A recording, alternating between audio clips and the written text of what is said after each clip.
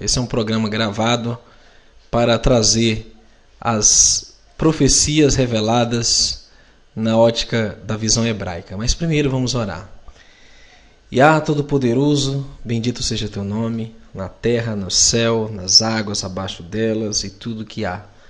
Te louvamos pela tua bondade em se importar com o destino do teu povo e com aqueles que simpatizam por Israel, com aqueles que simpatizam pela Torá, pelas boas novas e pelo nosso amado Messias. E em nome dele, Yahushua HaMashiach, pedimos tuas bênçãos em mais esse estudo. Assim seja. Bom, queridos, hoje nós vamos dar sequência ao estudo do livro de Daniel. Estamos hoje no capítulo 10, falando sobre o conflito entre Miguel e o príncipe da Pérsia. Aliás, esse codinome, príncipe da Pérsia, ele é um tanto profundo porque ele representa um poder do mal contra Israel, contra o Eterno. E nós vamos começar examinando as profecias de hoje, falando sobre esse capítulo 10. Daniel 10 fala sobre a revelação para os últimos tempos. E pasme, para o povo de Daniel, assim como o povo de Israel vivia em cativeiro no Egito, e de lá o Eterno levantou com mão poderosa a Moisés, seu Moshe, para livrar o seu povo do cativeiro e levá-lo a uma terra aprazível. O Egito representa o cativeiro de pecado, de idolatria, anti-Torá, anti-Messias. E não é diferente nos tempos finais, ainda há um cativeiro. Assim como houve também o cativeiro babilônico, que levou o povo de Judá, inclusive, a mudar seu calendário, mudar sua própria língua kadosh, sua língua santa, né, do hebraico para o aramaico. Assim, nós temos hoje uma grande contaminação. É um cativeiro. Esse cativeiro se chama pecado. Esse cativeiro tem feito suas amarras muito fortes sobre as pessoas, seja na promiscuidade, no vício, seja em qualquer pecado, conhecido ou desconhecido, hereditário ou cultivado. Hassatã, o nosso adversário, tem escravizado a muitos. E essa batalha pela alma é constante. Se nós pudéssemos observar o mundo espiritual, nós veríamos essa contenda entre dois poderes. E Daniel conseguiu ver isso visivelmente, claramente. No ano terceiro de Ciro, rei da Pérsia, foi revelada uma palavra a Daniel, cujo nome se chama Beltesazar. E a palavra é verdadeira e trata de uma guerra prolongada, e ele entendeu essa palavra e teve entendimento da visão. Então, que guerra prolongada era essa?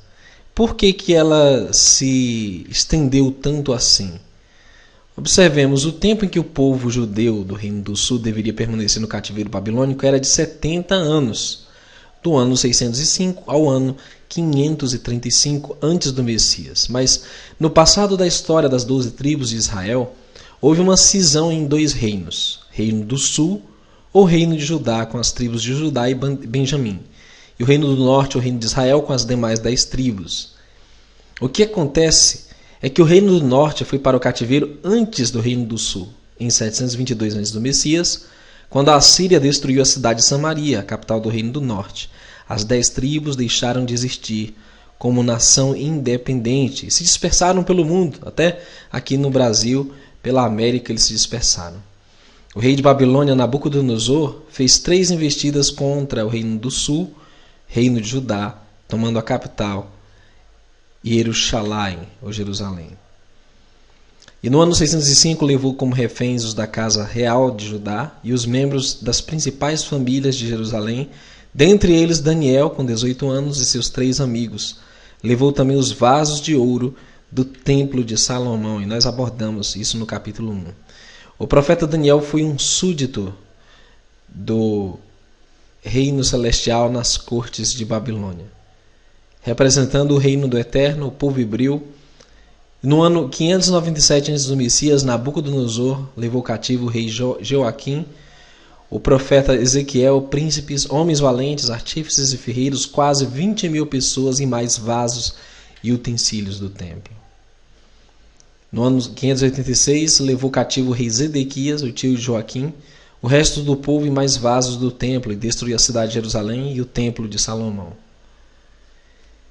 E Jerusalém ficou completamente destruída, inclusive o templo. E Jeremias narra essa destruição.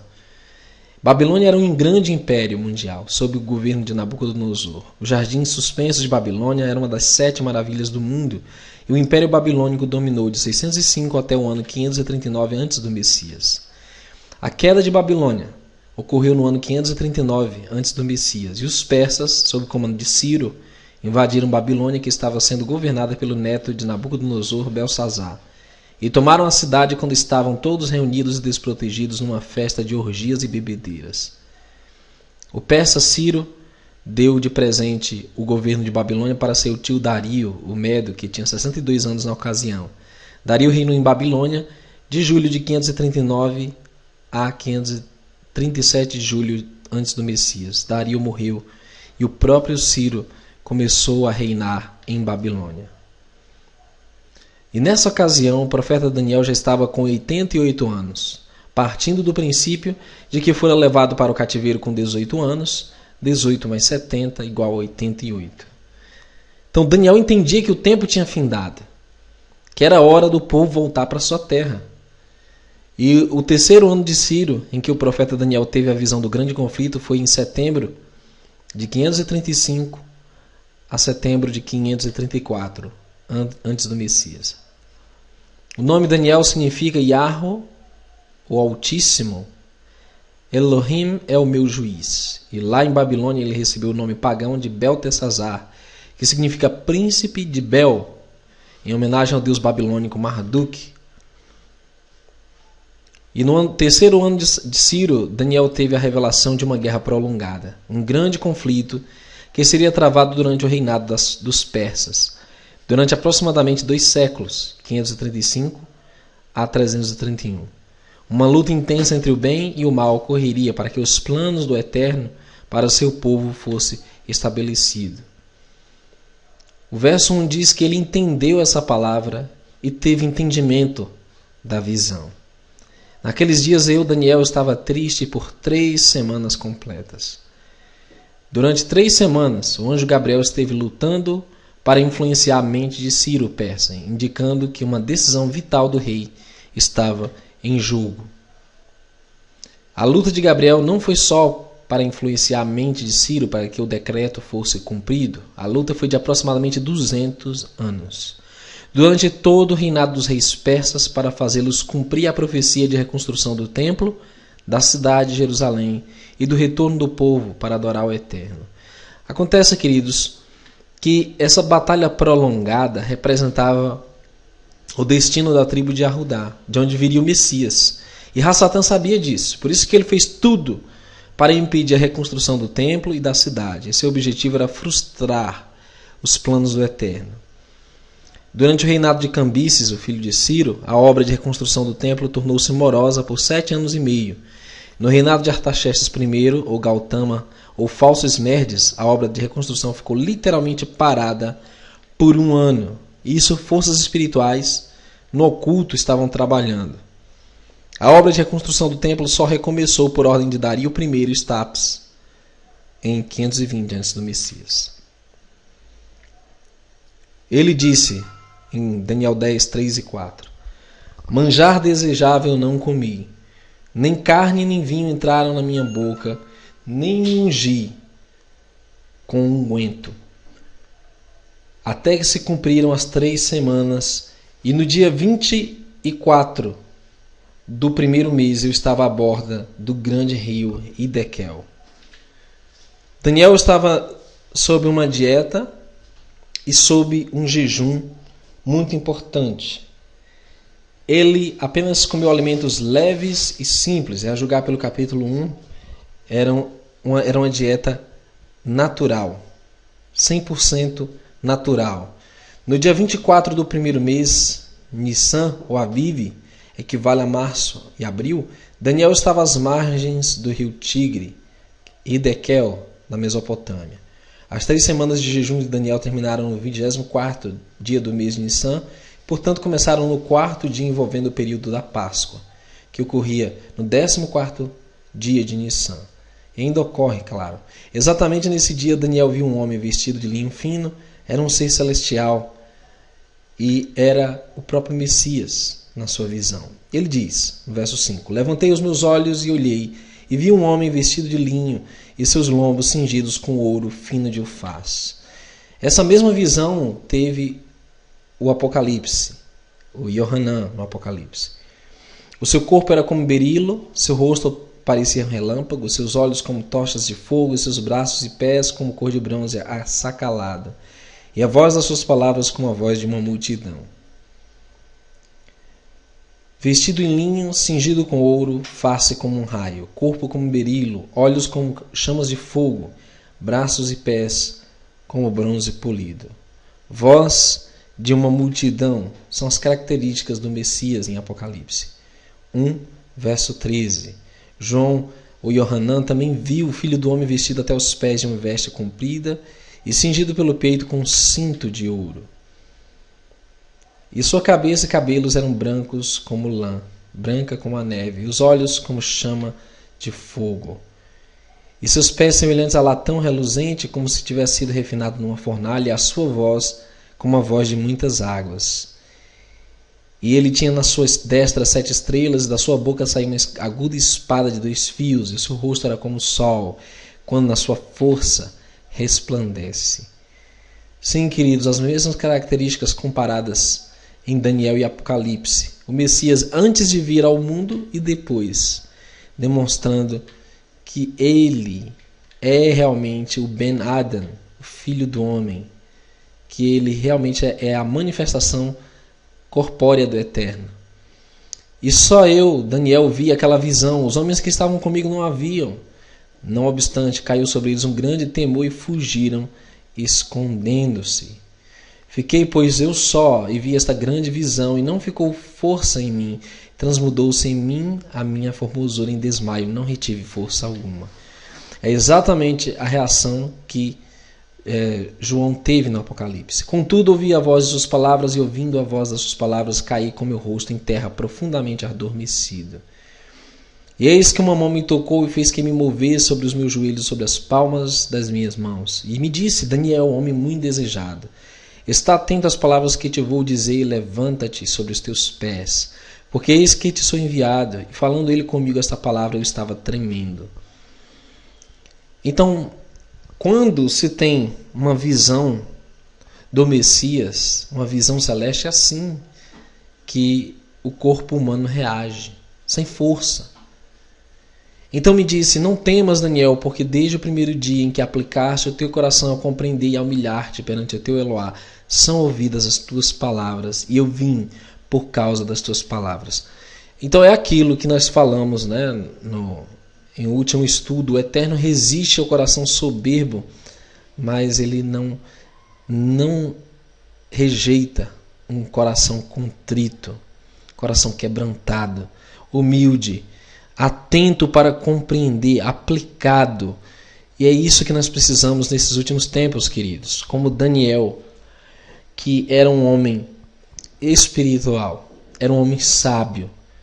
Daniel 9:21, estando eu, digo ainda, falando na oração, o varão Gabriel, que eu tinha visto na minha visão ao princípio, veio voando rapidamente e tocou-me a hora do sacrifício da tarde. Então, Daniel tinha o hábito de oração, 3 vezes por dia. Tinha o hábito de jejuar. Ele tinha o hábito de se humilhar perante o Eterno, se sujeitar e aguardar a instrução do Eterno. Por isso que o anjo disse, me instruiu e falou comigo e disse, Daniel, agora saí para fazer-te entender o sentido. A mesma coisa acontece no capítulo 10. Daniel roga pelo povo de Israel no cativeiro babilônico, que se estendeu por 70 anos, mas o príncipe do reino da Pérsia, nós vamos entender quem é esse príncipe da Pérsia, que é tão difundido em jogos, em filmes da Disney. Quem é o príncipe da Pérsia que se opunha ao povo de Israel? A Gabriel. Ele se pôs defronte de mim 21 dias, e eis que Miguel, um dos primeiros príncipes, veio para ajudar-me, e eu fiquei ali com os reis da Pérsia. Gabriel deixou claro que os poderes do mal lutaram pelo controle da mente de Ciro durante 21 dias, enquanto Daniel orava e jejuava. E Daniel precisou ser persistente, até que sua oração fosse atendida. Efésios 6,12 diz que nossa luta não é contra sangue e carne, e sim contra principados e potestades, contra dominadores deste mundo tenebroso, contra forças espirituais do mal nas regiões celestes. Existe uma hierarquia terrível que está organizado o submundo, o mundo espiritual das trevas. E existem cabeças dessas hierarquias, existem potestades, poderes. E nessa hierarquia estava essa entidade, o príncipe da Pérsia. Lógico que não era literalmente falando de Ciro, mas algo muito mais sério. Foi por esta razão que a oração de Daniel não foi imediatamente respondida. A resposta foi delongada por 21 dias, até que Ciro, rei da Pérsia, fez sua escolha para o bem pelo seu livre arbítrio. O versículo fala que essa tremenda luta que o anjo Gabriel teve que travar contra as forças do mal, nem ele mesmo pôde suportar sozinho, necessitou da ajuda de um ser extremamente superior e poderoso, Miguel, o príncipe. Só com a ajuda de Miguel as forças do inimigo foram contidas e a batalha ganha. Então, um arcanjo é a hierarquia mais alta das regiões celestes do bem. Então, nós temos um poder tremendo representado aqui por esse emissário do Eterno, esse Malachi, o mensageiro. E diz: sabe, entende, desde a saída da ordem para restaurar e para edificar Jerusalém até o Messias, o príncipe. 7 semanas e 62 semanas, as ruas e as tranqueiras se reedificarão, mas em tempos angustiosos. Então, esses tempos angustiosos é o cumprimento que estamos vendo aqui em Daniel 10. Isso angustiava Daniel. A demora em se cumprir a profecia. O tempo tinha acabado e se fazia mistério que se cumprisse ali mesmo. Agora vim para fazer-te entender o que há de acontecer ao teu povo nos derradeiros dias, porque a visão é ainda para muitos dias. E essa parte chocante. Quando você está na teologia cristã, você diz: isso aqui é a igreja nos últimos dias. O teu povo é a minha denominação. É tal. Placa institucional. Não é nada disso. Nós estamos falando do povo de Israel. E, goste ou não, os israelitas ainda são o povo do Eterno. E essa profecia é para os israelitas nos últimos dias. E o que nós vamos ver em Daniel 11, principalmente 12, que são os últimos capítulos de Daniel, são cumprimentos para judeus, para as tribos dispersas, para a restauração das duas casas de Israel e para aqueles que se dizem a igreja, nos últimos dias. Daniel 10, verso 14 e 15 diz: agora vim para fazer-te entender o que há de suceder ao teu povo nos derradeiros dias, pois a visão se refere a dias ainda distantes. Ao falar ele comigo estas palavras, abaixei o rosto para a terra e emudeci. Daniel 10,16: e eis que tinha a semelhança dos filhos dos homens, me tocou nos lábios. Então abri a boca e falei, e disse àquele que estava em pé diante de mim: Senhor meu, por causa da visão sobrevieram-me dores, e não retive força alguma. Como, pois, pode o servo deste meu senhor falar com aquele meu senhor? Pois quanto a mim, desde agora não resta força em mim, nem fôlego ficou em mim. Então tornou a tocar-me um que tinha semelhança de um homem e me consolou. Então, queridos, o Messias é o Consolador. E ele consola Daniel, fraco, já debilitado pelo jejum, 3 semanas, e disse: não temas, homem muito amado, paz seja contigo, Shalom. Sê forte, tem bom ânimo. E quando ele falou comigo, fiquei fortalecido e disse: fala, meu Senhor, pois me fortaleceste. Ainda disse ele: sabes porque eu vim a ti? Agora tornarei a pelejar contra o príncipe dos persas, e saindo eu, eis que virá o príncipe da Grécia. Gabriel disse que o motivo por que veio ter com Daniel ainda lutaria contra o príncipe dos persas, contra as forças do mal, na mente dos reis persas durante todo o seu período de reinado, até que viesse o príncipe da Grécia, Alexandre o Grande, e dominasse. E até hoje, o reinado desses reis persas foi marcado por uma grande violência, foi marcado por uma grande peleja espiritual. 208 anos de domínio persa, cerca de 2 séculos, quando Alexandre venceu Dario III Codomano, último rei persa, na Batalha de Arbelas. Gabriel desceu à corte persa no 3º ano de Ciro, 535 a.C., no dia 24 do 1º mês. E permaneceu na terra durante 204 anos, 535 a 331. Quando Gabriel saiu, a Grécia pôde dominar a Pérsia com toda força. Mas quando a influência divina foi retirada e os líderes das nações foram deixados à mercê dos poderes das trevas, a ruína do Império Persa seguiu-se rapidamente. Sob o comando de Alexandre, a Grécia fez sucumbir o domínio persa no mundo. E a tarefa de Gabriel foi perfeitamente cumprida, com a ajuda de Miguel.